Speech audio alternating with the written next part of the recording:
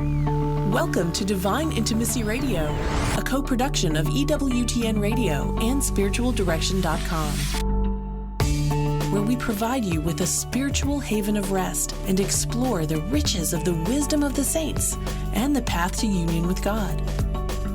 This is Dan and Stephanie Burke. Welcome to Divine Intimacy Radio, your radio haven of rest, your hermitage of the heart, your monastery of the mind, where we lift our hearts and minds to heaven to draw upon the wisdom of the saints to help us to navigate the tumult of this life. And this show is dead center to the last phrase of our introduction, to help us to navigate the tumult of this difficult life.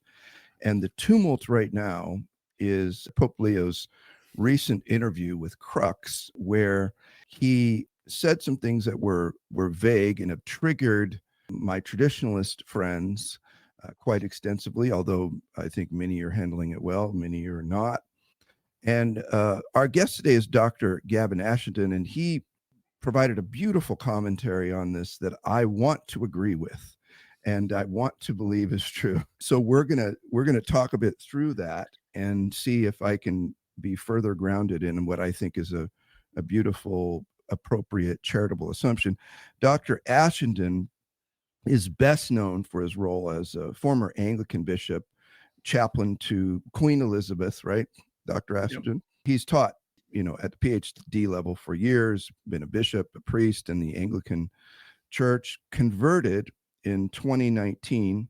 I have a affinity to him without knowing him, although we've talked before, because I was an Anglican seminarian at one point, or an Episcopalian, Orthodox Episcopalian seminarian at one point, and I even look back on those days with some affection toward the poetic expression of what we would call the Liturgy of the Hours, but the Book of Common Prayer. Do you miss the Book of Common Prayer at all?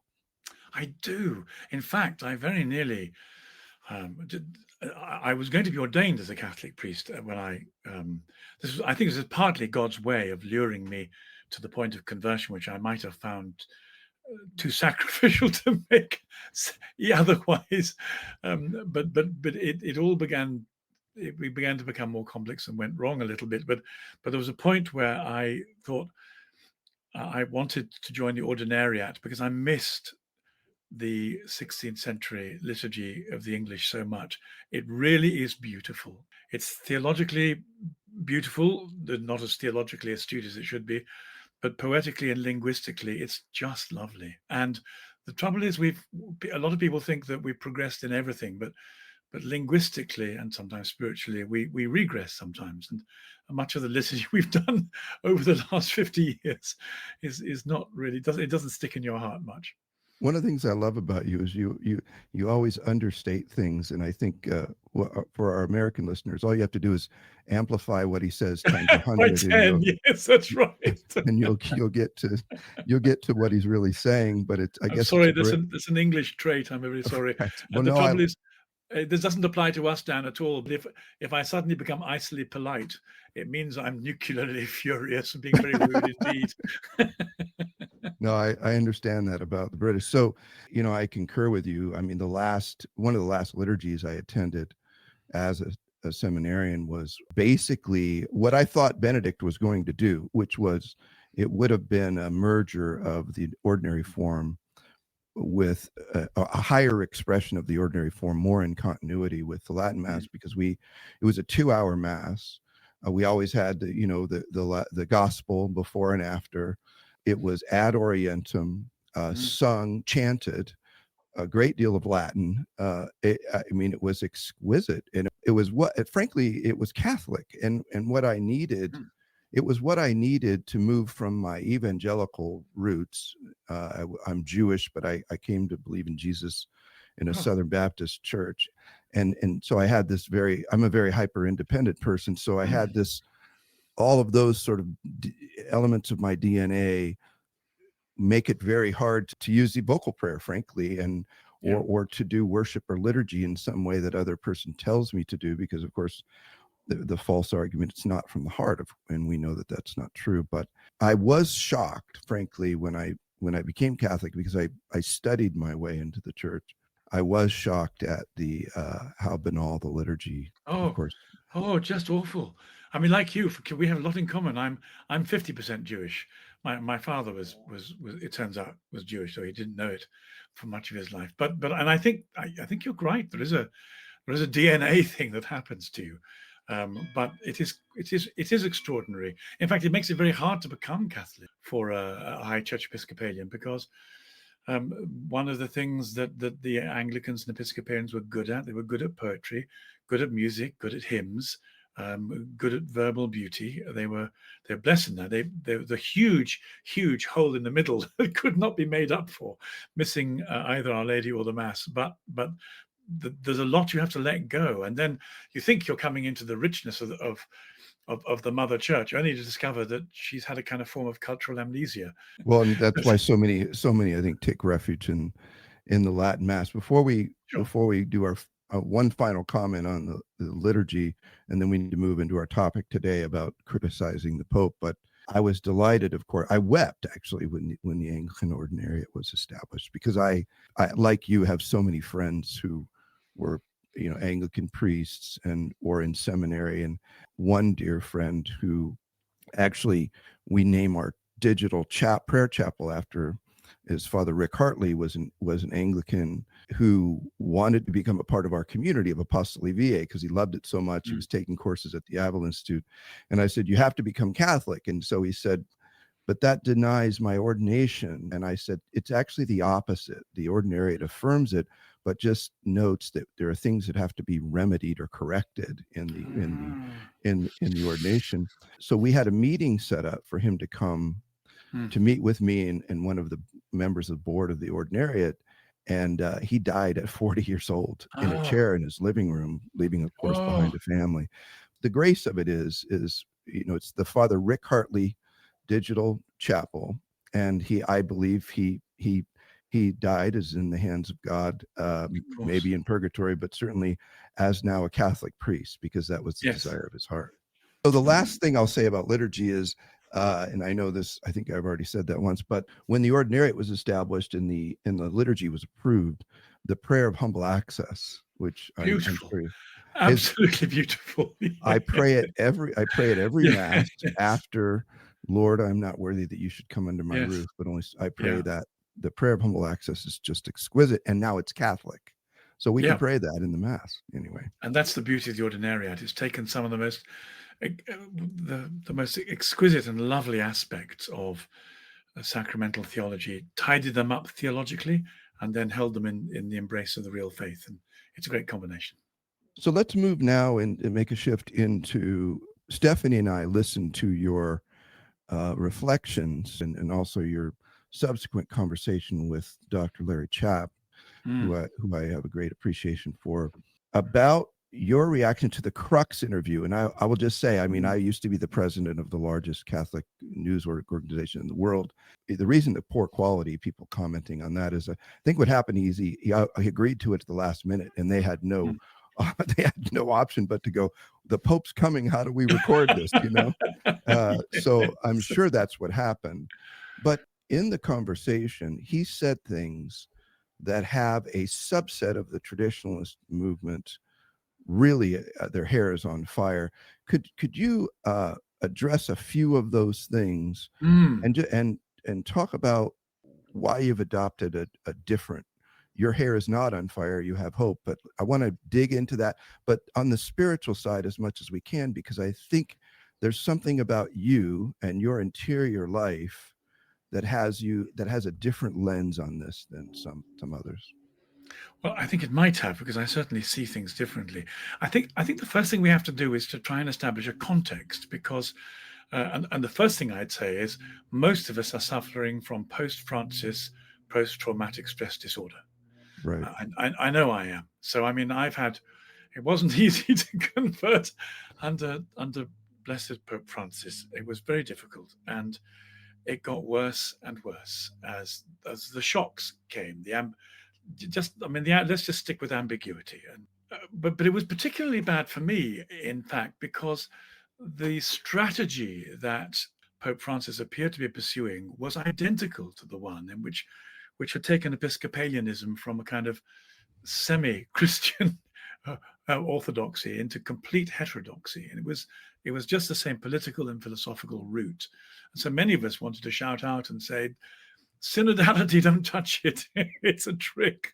The state of alarm that we all got to at the Pope's death is very heightened. And I really understand why people are very anxious. To tell you the truth, when I was watching the election for Pope Leo, I was with a few colleagues, a couple of colleagues in particular, who were very relaxed about it. They were laughing and they were joking. And I was rigid with fright, because I thought, Lord, I don't know how I'll cope with the Francis II. I just, I really just don't know how I'll cope. This has taken me to my limits already. And so I was very, very keen to scrutinize Pope Leo when he came. It felt like my salvation didn't depend upon it, but my sanity might have done. And as time went by, some small good signs appeared. One can't make too much of them, but they were good. In fact, there was nothing bad. There was only good. I was still very hesitant, and I've actually found the summer a difficult time, knowing that the autumn was going to be when the cookie crumbled or the things began to change. And so I was on high alert for the Crux interview. A lot of people have said you're being too charitable, you're being too optimistic, you're being too relaxed. The opposite is the case. I was absolutely forensically poised. And now this is the difference, I think. If you like American cowboy movies, then there's a point where you hear a bugle and the cavalry come and you jump up and down and say, we're safe.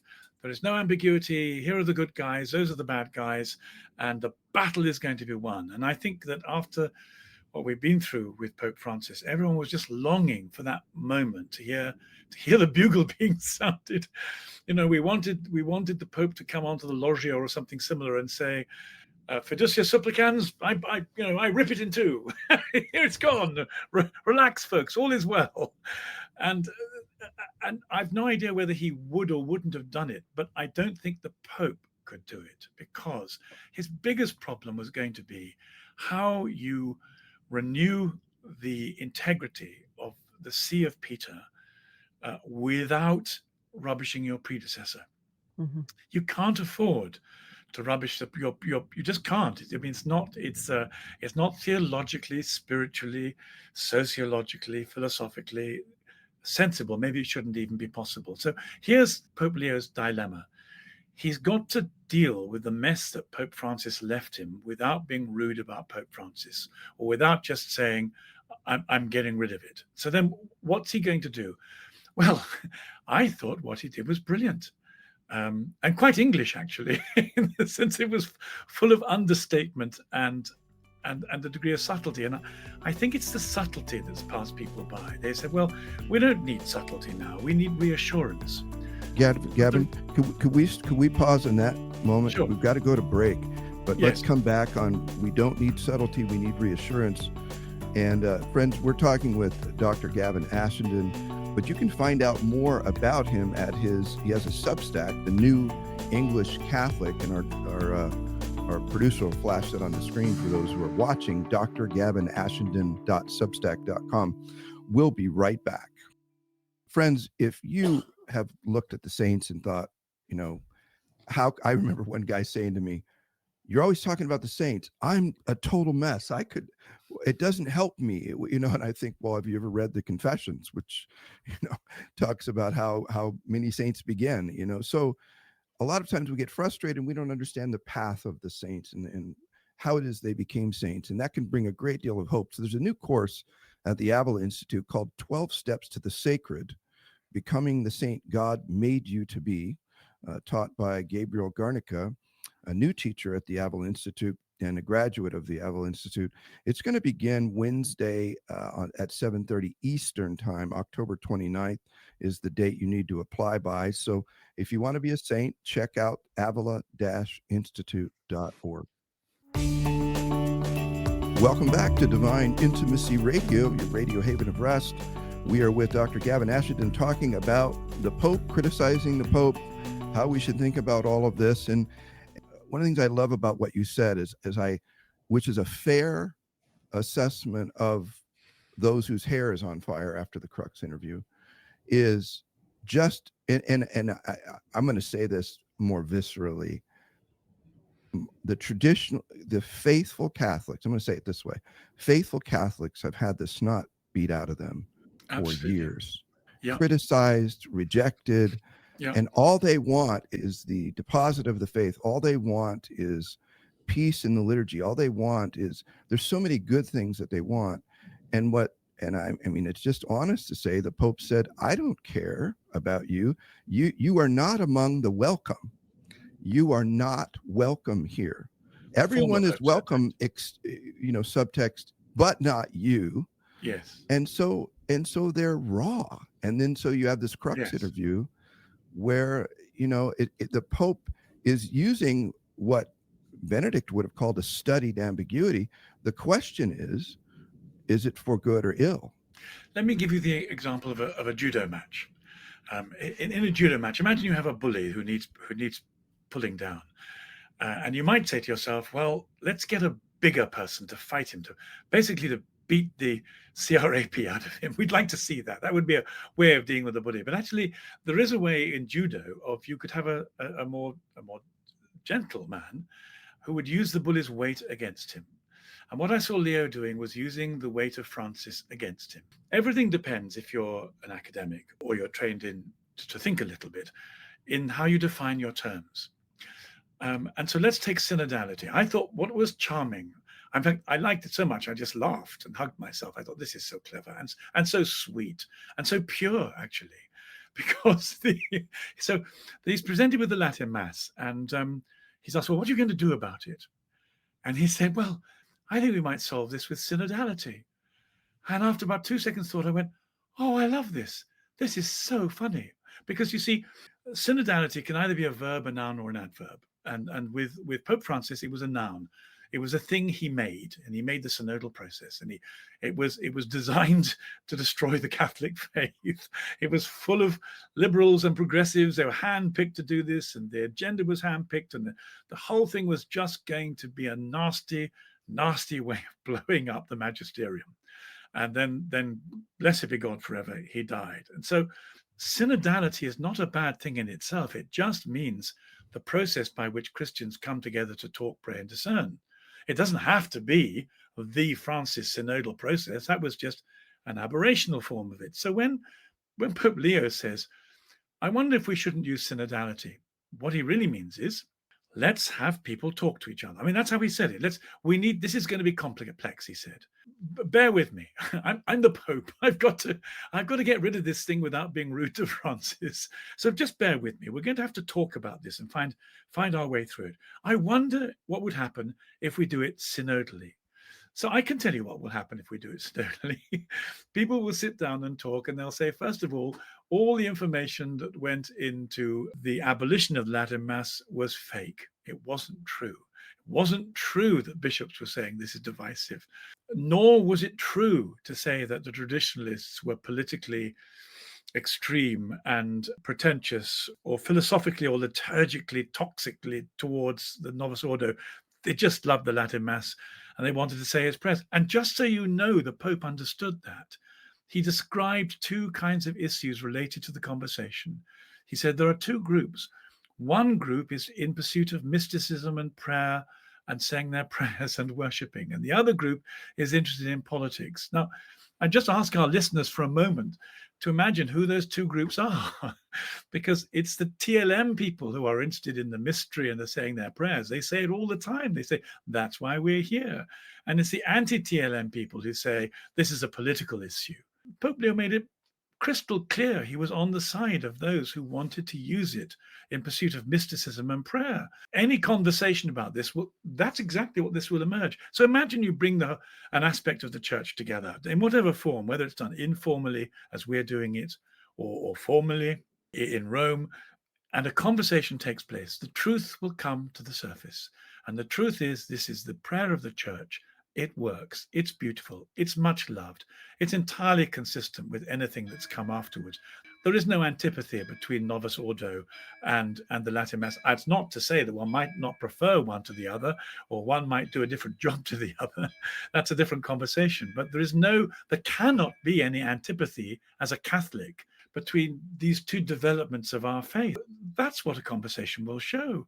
I just loved the fact he was taking one of Francis's strongest preferences and he was redefining it to be a tool of redemption within the church to solve this thing. It's so neat and beautiful. It's just perfect, because instead of attacking Pope Francis, which would reduce the status and the honor of the papacy, he honors Pope Francis by saying, well, let's use one of Francis's favorite ideas and we'll just rejig it a little bit and to make it work better. And bingo, we have harmony, we have understanding, we have the TLM, we have the Mass of the Ages. How do you like that, folks? It's brilliant. It's lovely. Yeah, it is. It's very lovely. So let me ask you a question, because two different people, very, people that would say I'm completely Catholic, read that sentence. Yeah. And one goes very negative and you Yeah. went very positive.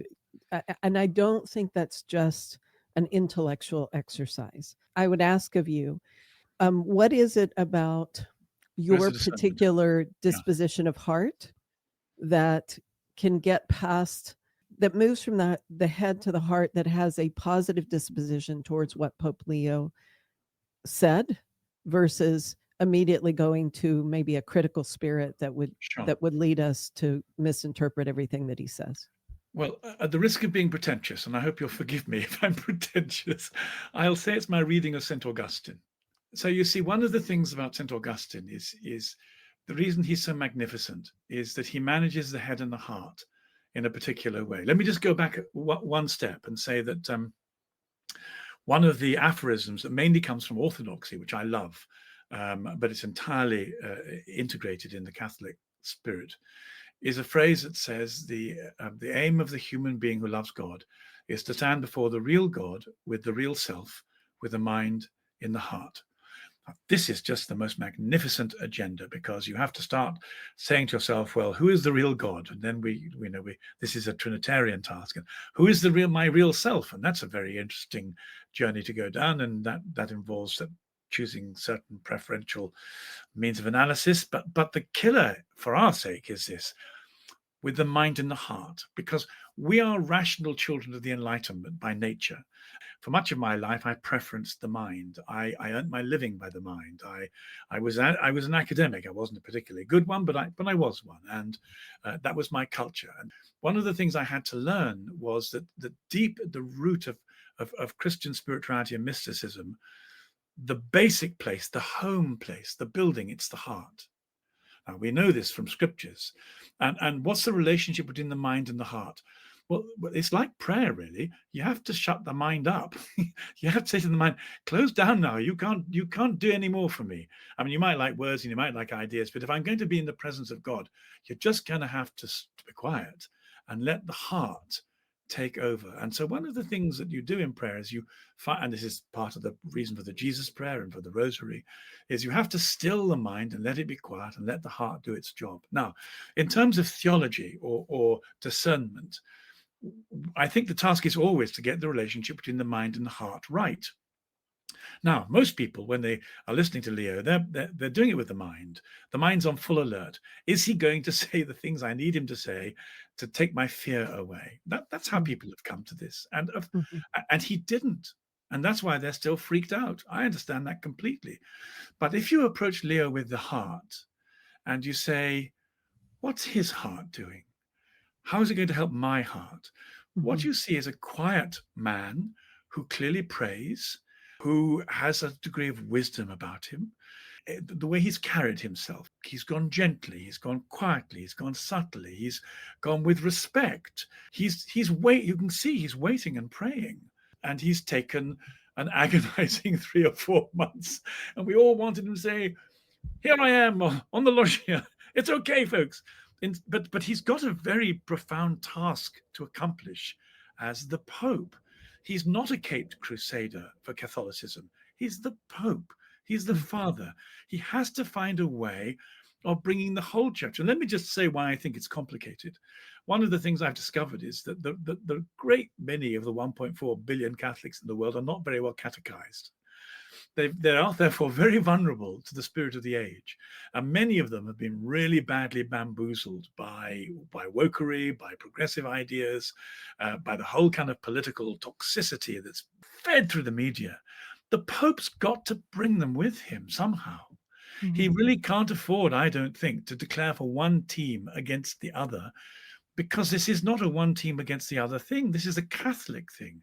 This is, how does our Father in God bring all the sheep together when some of the sheep are so completely freaked out and the others have been seduced into going in the wrong direction? And I think that, so my heart said, I see him waiting and praying and going slowly. People have said there's no room for subtlety. I think subtlety is exactly what you want, because you mustn't frighten the progressive sheep. You've got to get people who've been seduced by Jimmy Martin and say to them, that's not the right way. This is the right way. We're not going to criticize you for having been taken in by that, but come with us this way. And that's what I feel intuitively and in my heart that Pope Leo is doing and can do. Now, why might that be? Well, first of all, because he's been in charge of the Augustinians. Now, they're not quite Jesuits, but they're still pretty sophisticated people. Anyone who spent their life reading St. Augustine is going to have a fairly well-developed sense of the head and the heart, theological orthodoxy, all the things that really matter in Christian spirituality. These guys are going to be well formed, and he was looking after them. It is inconceivable that someone with a rock solid reputation for looking after the worldwide Augustinian order is going to come to this with anything but a profound rootedness in Augustine. And you see, I remember too when he said, when he was elected, he said, I'm an Augustinian, I'm a son of St. Augustine. I've been formed by his theology, by his spirituality. That means he's trustworthy. And so I'm going to start off by saying, okay, I trust you. So friends, you've been listening to Divine Intimacy Radio, Dr. Gavin Ashenden. You can find his work at the New English Catholic, drgavinashenden.substack.com. Until next time, may the God of peace make you perfect in holiness.